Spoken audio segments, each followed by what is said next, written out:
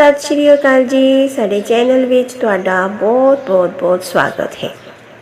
अज साडे एक परिवार के मैंबर ने कमेंट किया, हाँ जी यह चैनल मेरा परिवार है तो जो सबसक्राइबर्स हैं वो मेरे फैमिली मैंबर हैं तो उन्होंने मैंबरां दी परेशानियों नूं दूर करना मेरा फर्ज है। यही मेरा इस चैनल नूं बनाउण दा एक मेरा मोटो है। बहुत लोग कमेंट कर रहे सन कि साडे जोड़ों में दर्द रहिंदा है, कमर में दर्द रहिंदा है, प्लीज़ इसका कोई उपाय दसो। तो अज असी उसी दर्द नूं दूर करने वास्ते एक उपाय लैके आए हाँ, बहुत ज़्यादा ज़बरदस्त शक्तिशाली। क्योंकि देखो पैसा हर एक चीज़ है, आप पैसों की प्रॉब्लम वास्ते उपाय लैके आते हाँ, पर वैल्थ कहते हैं ना, हैल्थ इज़ वेल्थ। जे साडी हैल्थ ही चंगी नहीं होएगी तो साडे पैसे का भी कोई मतलब नहीं रह जाता है। असी पैसे का वो सुख वो भोग ही नहीं पावांगे तो जेकर साडी तबीयत अच्छी नहीं रहेगी। इस करके साडी हैल्थ का भी अच्छे होना बहुत ज़्यादा जरूरी होता है। तो तुहाडे इस जोड़ों के दर्द का, कमर दर्द का एक बहुत ही अचूक उपाय लैके आई हाँ, जो कि मैं तुहानू अगे जाके वीडियो विच दस्सण वाली हाँ। उस दे नाल तुहाडा कमर दर्द, जोड़ दर्द, सर्दी, खांसी जड़ तो चली जाएगी। इस दे नाल तुहाडे फेस ते भी ग्लो आएगी। तुसी खुद नोटिस करोगे कि मेरे तुहाडा अपने आप नू तुसी सुंदर महसूस करोगे, सुंदरता तुहाडे फेस ते आएगी। तो वो केड़ी चीज़ है अब चलो दसते हाँ। उस तो पहले मेरी हाथ जोड़ के बेनती है, जेकर मेरे चैनल ते नवे आए हो जी तो प्लीज़ मेरे चैनल नू सबसक्राइब कर लो जी, वीडियो नू लाइक करो, शेयर करो तो कमेंट विच अपनी हाज़री प्लीज़ प्लीज़ प्लीज़ जरूर लगाया करो जी। तो चलो हुण गल करते हाँ, जेड़े लोग कमर दर्द ते जोड़ां दे दर्द तो, गोडियां दे दर्द तो, घुटनियां तो दर्द तो बड़े परेशान हैं, ओ ऐसी केड़ी चीज़ है उदा मैं हुण तुहानू दस्सण जा रही हाँ। नाम वो चीज़ है जायफल। रसोई विच मसालियां विच जायफल यूज़ किया जाता है, तुसी नाम जरूर सुनिया होएगा। जेकर तुहाडे घर विच है तो बहुत अच्छी गल है, नहीं तो बाजार चो खरीद के लैके आ जाओ।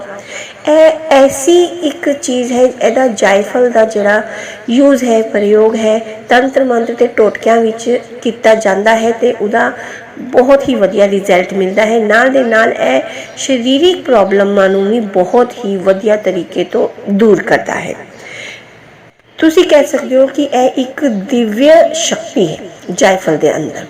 तो तुसी करना की है, जिन्हां दे गोडियां विच बहुत दर्द रहिंदा है, घुटनियां विच दर्द रहिंदा है, जायफल लैके उन्होंने पानी में इस तरह थोड़ा भिगो के थोड़ा जा घिस लो, ठीक है। तो वो घिसन दे नाल जायफल जरा निकलेगा वो, ते उहदे विच थोड़ी जी हल्दी मिक्स कर दो, एक पेस्ट बन जाएगा जायफल का ते हल्दी का। उस पेस्ट नूं तुसी अपने गोडे दे उत्ते हल्का हल्का मसाज करना है। तो तुसी उस नूं मसाज करके, ज़्यादा देर मसाज नहीं करना है, 2 तो 3 मिनट लैके उस नूं अपने घुटने ते गोडे ते हल्दी ते जायफल का जिहड़ा पेस्ट बनाया है उस नूं तुसी मसाज करना है। तो उस तो बाद उस नूं उसी तरह लग्या होया छड्ड देना है, साफ नहीं करना है। तुसी देखोगे रोज़ इस तरह मसाज करन नाल तुहाडे गोडियां दा दर्द बिल्कुल चला जाएगा। कईयां दे गोडियां ते स्वैलिंग भी रहिंदी है, सूजन भी आ जाती है, वो भी तुहाडी बहुत ज़्यादा घट हो जाएगी।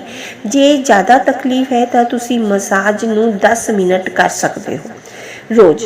तो तुसी देखोगे जिस तरह 21 दिन करो, 11 दिन करो, जिस वेले तुहानू दर्द घट हो जाएगा उस वेले तुसी ये बंद कर सकते हो। बहुत ही ज़बरदस्त ते अचूक उपाय है, करके देखो। तो हुण जिन्होंने कमर दर्द है, लेडीज़ विच प्रॉब्लम बहुत ज़्यादा रहिंदी है कमर दर्द की, और हुण तां सर्दियां है, ठंड है तो फिर होर ज़्यादा प्रॉब्लम आती है ठंड विच। तो तुसी की करना है, इसी तरह ही जायफल पानी विच लैके उसनूं थोड़ा जा घिस लेना है तो इस दे अंदर सरसों का तेल पाना है। कमर दर्द वास्ते आपां जायफल ते सरसों के तेल का पेस्ट बना लेना है। उसनू अच्छी तरह तुसी कमर ते मसाज करना है। जिथे जिथे तुहाडी कमर दुखदी है अच्छी तरह उसनू 10 मिनट मसाज करो।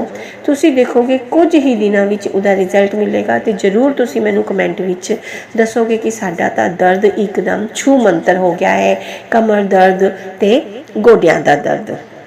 बहुत ही वधिया उपाय है, करके देखो।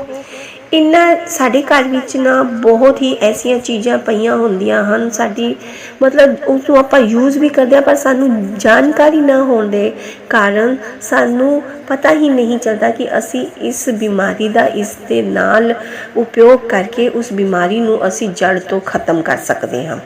इसी करके मैं तुहानूं दस रही हाँ कि यह सुनन तो बाद जेकर तुहाडे खुद दा गोडा दर्द होंदा है, घुटना दर्द होंदा है, कमर दर्द होंदी है, फटाफट जाके बाजार तो जायफल लैके आओ, मसाज करो तो अपने आप को तंदुरुस्त करो। तो जेकर तुसी जो लोग ऐसे हैं जो वीडियो देख रहे हैं उन्हों के दादा दादी नाना नानी नूं यह प्रॉब्लम है तो फटाफट तुसी उन्हों की मसाज करके जायफल के नाल उन्हों की प्रॉब्लम नूं दूर करो। तो मैनू कमेंट विच लिख के दसो कि किदे गोडियां और कमर का दर्द ठीक हो गया है। सो ऐसी साडी आज की वीडियो की जानकारी। वीडियो में दी गई जानकारी चंगी लगी है तो प्लीज़ मेरी वीडियो नूं लाइक करो, कमेंट में अपनी हाज़री लगाओ। तो चलो जी अज वास्ते इन्ना ही, हुण मैनू इजाज़त दिओ। मिलते हाँ अगली वीडियो में तुहाडी किसी होर परेशानी का वधिया जिहा हल लैके।